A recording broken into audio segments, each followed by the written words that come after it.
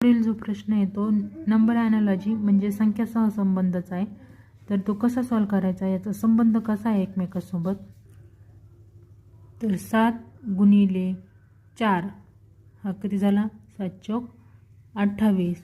तसंच 9 गुणिले 4 9 चौक 36.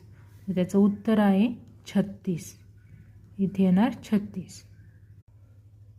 पुढचा जो सहसंबंध आहे, ह्या 234 453 आणि 689चा आपल्याला काढायचं आहे.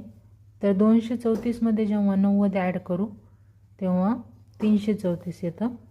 453 मध्ये पण जेव्हा 90 ॲड करू तेव्हा 543 येतं. आणि हे लास्टचं जे आपल्याला काढायचं आहे याच्यामध्ये जर आपण 90 ॲड केले तर आपलं उत्तर येईल 700